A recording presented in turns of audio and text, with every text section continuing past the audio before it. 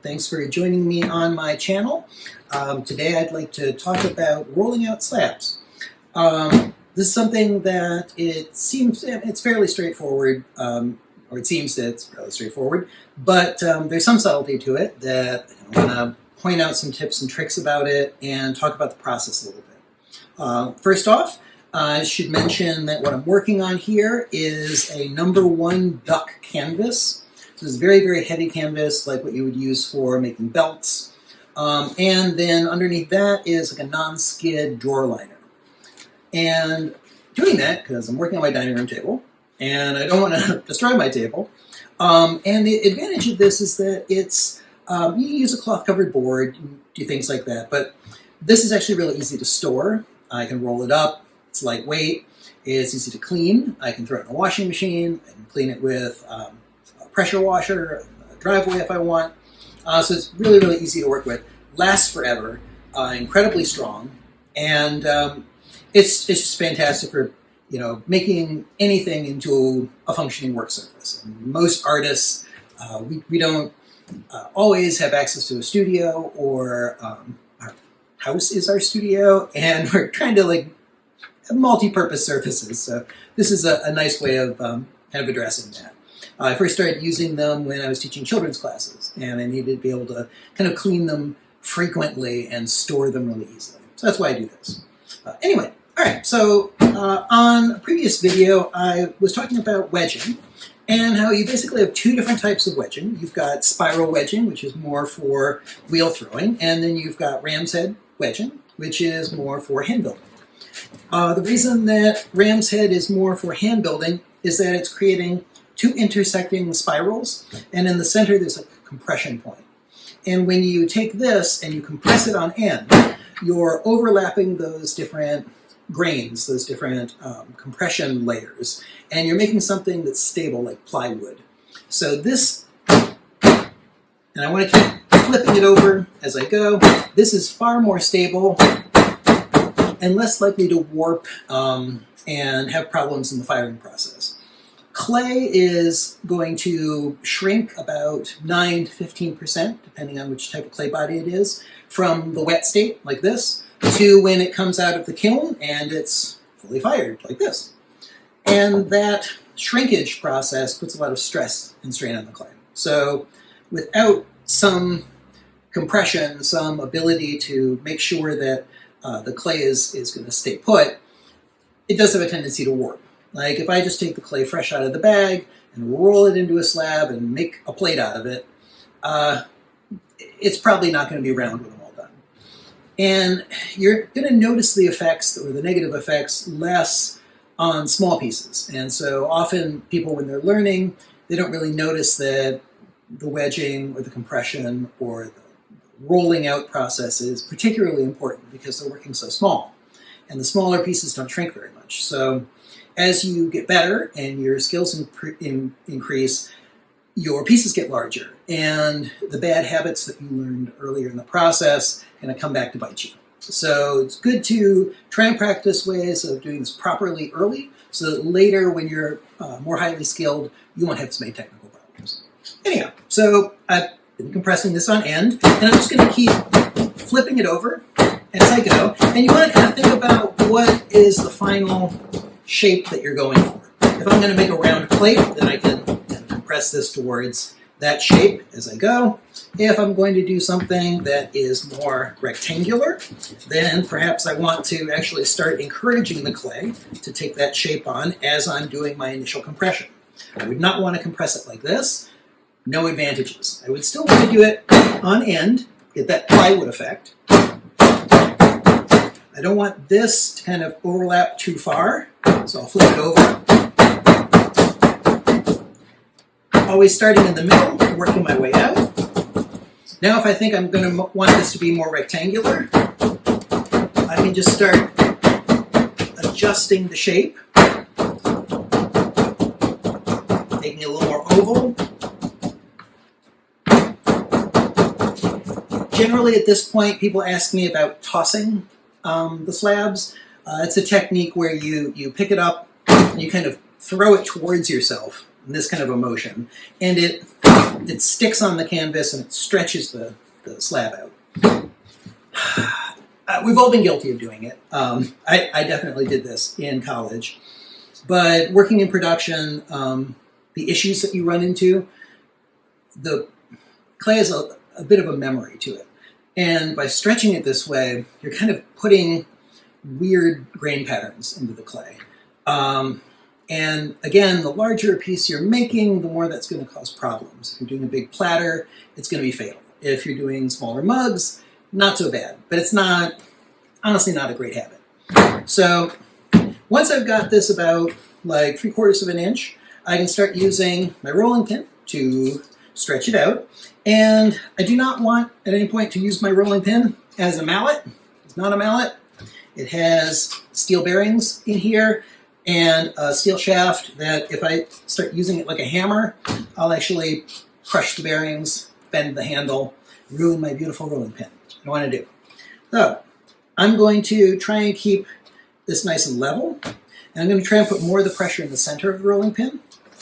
And each time I roll it, it's going to get stuck down to the canvas. So I'm going to need to unstick it and flip it over. Then it gets stuck down again. I also want to rotate it. I don't want to be rolling all in the same direction each time. I'm compressing it from different angles. I'm stretching the clay and getting it to be more the final shape that I need, which in this case is going to be more rectangular. All right, another nice trick is that you can use rolling sticks in order to ensure that you've got an even thickness all the way across your slab. Big advantage of the big rolling pin, it can span a pretty large width, and then that way when I roll, and release this again, I will end up with something that is even, consistent, all the way across. Again, clay shrinks as it is going through its process, it's transforming, and any inconsistencies in this as far as thickness, thicker spots are going to shrink more than the thinner spots. It's going to warp. It won't be round when you get it out. All right, so this is a pretty easy slab for me to do. It wasn't too much clay for me to wedge, but let's say you are wanting to make something larger than what you're comfortable wedging at. It's always best not to kind of force yourself or push yourself into wedging more clay than you're comfortable with, because you're just not going to wedge it well. And if you don't wedge it well, there's no point in doing it. So I'm going to need to make, let's arbitrarily say, 3 pounds worth of clay as a slab. Maybe I'm only comfortable wedging 1.5 pounds of clay. So I will wedge my 1.5 pounds of clay. I will compress it on end, not using my rolling pin as a mallet. I'll use my hand or an actual mallet covered in canvas. I'll get this compressed down into a disc. There we go. And then I'll get another, squish this one up, another 1.5 pounds of clay and wedge that one. Go, ram's head, compress it on end.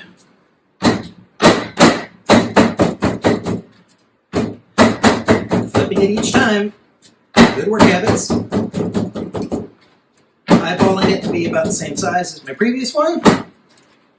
Now I have 2.5 pounds thick discs that I can score and put together. Do not have water, so we're going to pretend this is video. This will not actually get to live to be a pot. It's a demo. I'm going to score it really well. I would put a little bit of water on it, score it again, then put them together. Pretending there's water. All right, starting in the middle, compress my way outwards, making sure they're stuck down, so I'm not trying to stretch it real far right away. I don't want that water to slide too much. It'll start absorbing into the clay and I'll be able to move it a bit more after a minute or two here. Now I can start stretching it out more. And again, trying to keep the shape in mind. We're going to pretend this is going to be a big platter. Alright, got that stretched pretty good. My rolling sticks out of the way until I'm a bit closer. And then I can start rolling this out. All right. Now, you'll notice, that my canvas, done a couple demos here, starting to get a little bit damp. The clay isn't moving as much each time. And this is going to be pretty big. So, once this gets larger, when I go to try and pick it up with my fingers are going to want to tend to kind of pinch into the clay. This is 3 pounds, and it's heavy enough that it's going to pull a bit as I'm trying to pick it up. And that's not so great. So once I get this closer to the size I want, I'm actually going to transfer it to a bed sheet. I like using bed sheets because it's got nice fine, not a coarse fabric texture to it. So if I'm doing something where I don't want to have to remove the texture of the heavy canvas with like a rib or something later, I can just roll it onto this nice cotton bed sheet. And I start in the middle, we've got this kind of smoothed out, and it's actually, there's enough moisture in the clay that this is getting stuck down to the slab just a bit. And that is going to help support it while I flip it. Other advantage, other than just supporting the clay, is now I have a fresh, dry surface. So I've been doing a couple demos on my canvas, been lazy, I haven't wanted to flip it over. Now it's saturated, clay sticking to it as I roll.